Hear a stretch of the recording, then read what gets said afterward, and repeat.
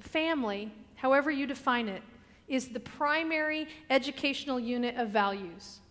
And the church is here to help support it. That's why the children's story wasn't where babies come from. Because I wanted you to know in advance. And can you imagine the visitor who's like, well, this is what they talked about in the children's story at that UU church.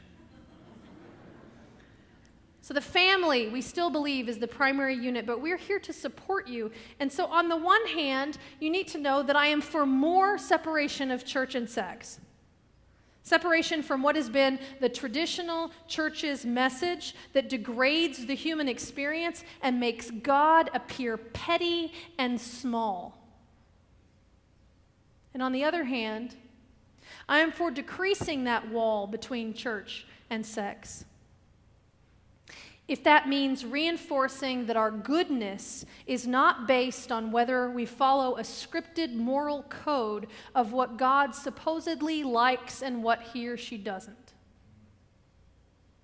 I am for decreasing the wall between church and sex if it means reinforcing that we have inherent worth and that our goodness and health is related to how we treat ourselves and our body and how we treat others. Now, there's a little bit of a paradox in my topic today that I feel it's important to name. On the one hand, I'm not standing before you to tell you how to live, and on the other hand, I am. And with the freedom of the pulpit comes freedom of the pew. You wouldn't be here if you didn't want to know, if you didn't want to consider the important issues of your life in a religious context, if you didn't want to be the same person out there as you are in here. And so you have the gift of sifting through the complexities to see what fits your life.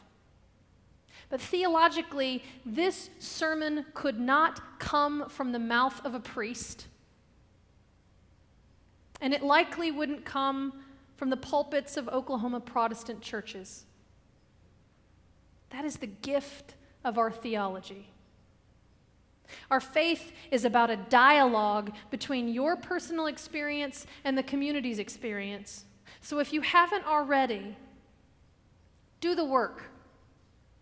Begin the dialogue about sex with your partner, with your children, and use us as a resource. Are the Billings here? Robert? Becky? No. Robert and Becky Billings are another fantastic resource. They've taught sex education in this church for over 10 years.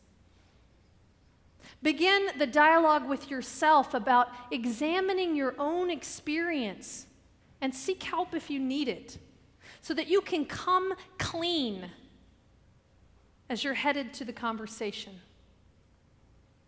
And if you believe that we should have comprehensive sex ed or abstinence plus sex ed in the schools, then please get involved.